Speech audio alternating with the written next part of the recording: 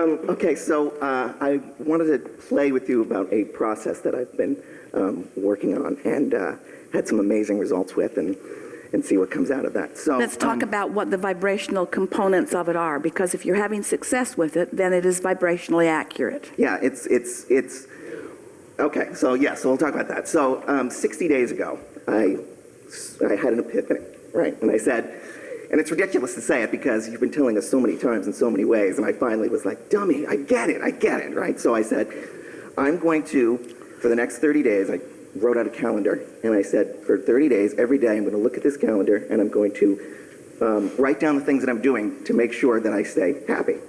Here's the things that I like to do. Here's the things that get me in that positive place. And it forced me, early on it was a struggle because I'd forget, oh yeah, the calendar, I got to go do something to make me happy, which sounds crazy. But started to do that, and after a while, it picked up momentum. And one of the things that I did was I wrote you a thank you letter for all the amazing things that happened as a result of the process, which hadn't happened yet. And so every day, twice a day, I would read that letter, picturing the hot seat and me reading it, or me saying it to you as if it had already happened.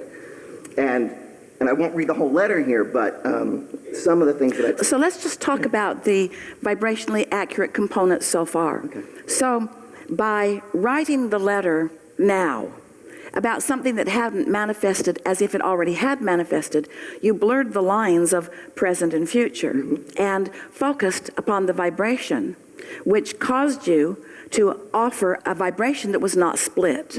And when a vibration isn't split and you focus upon it in a steady way, manifestations come to the vibration. Doesn't matter. Everything is now. So whether you're thinking about the past or the present or the future, you're doing it all right now. Right.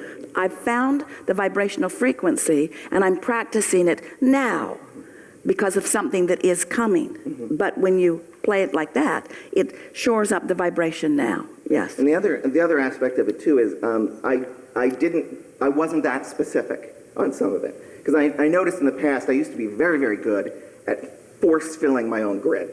You know, I'd say, I want to date that person. I'm going to make this happen because she's the right one. And then I'd be dating her and I'd go, ooh, no, sorry. Right?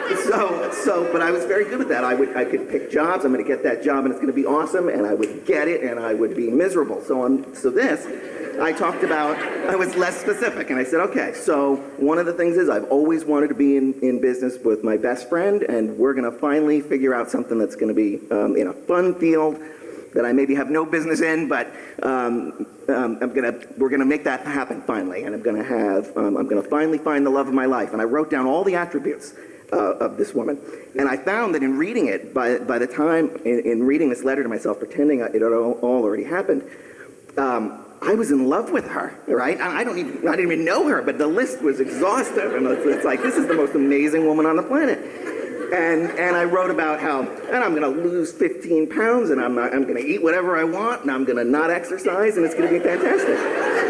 So I'm reading this miracle thing, and so over the 30 days, or 60 now, I didn't lose 15 pounds, I lost 17 pounds.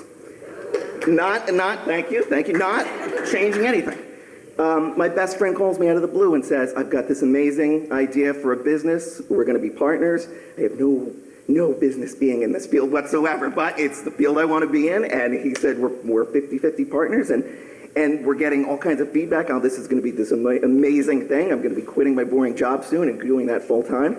And then out of nowhere, a woman who I have carried a torch for 10 years, who we've been very, very good friends, all of a sudden one day says to me, I don't know why I'm saying this, but I can't not anymore. I am in love with you. And she is amazing, like amazing. And she's everything that's on the list with all of those things. And I'm sitting there and I keep looking at her going, really? Really? Me? And she's saying the same thing to me. I can't believe it. So I don't want to talk her out of it. But so everything that I put in here to thank you for, I'm here now to say thank you from the bottom of my heart. So let's talk about the components of this. It's very clear what he's been doing. Did you hear a few dozen words that you kind of wished he wasn't saying? Like dummy, and the list was exhaustive. And can you feel how those words that usually we all cringe at didn't matter, because the universe isn't hearing his words. He doesn't mean any of those things with those words. He's using those words to entertain the rest of us.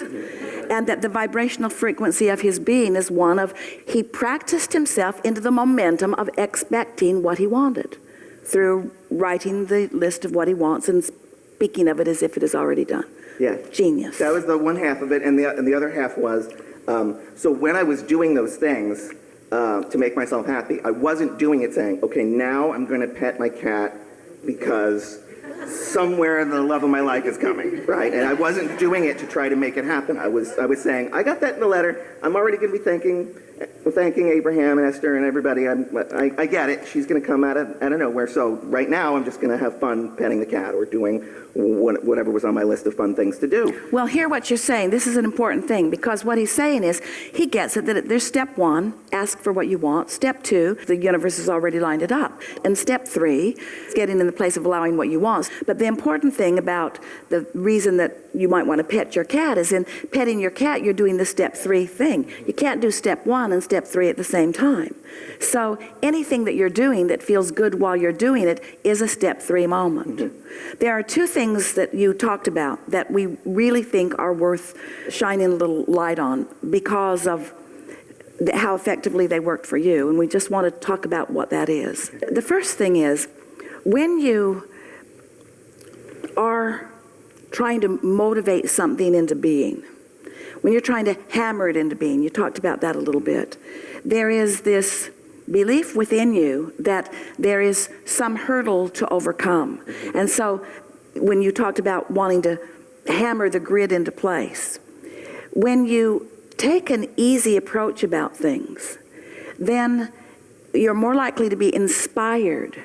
And the inspiration to act is really what we're talking about here.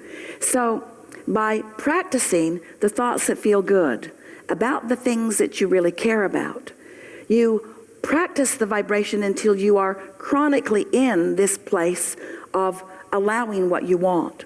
It's like on this emotional scale of spinning grid point of attraction discs, you found yourself chronically in that happy, good feeling place, because what you had written and what you were reading and what you therefore practiced into a place of expectation got you there so that you were chronically there, so that anything that is a vibrational match to that kind of momentum has to join you there. So we just want to point out the difference between being there and attracting up to where you are things that match it, as opposed to being in a place of trying to make it happen and trying to push things along. It's like pushing a noodle. Everything that you said is vibrationally accurate. Everything that we felt from you while you said it is vibrationally accurate. Good. Okay, good.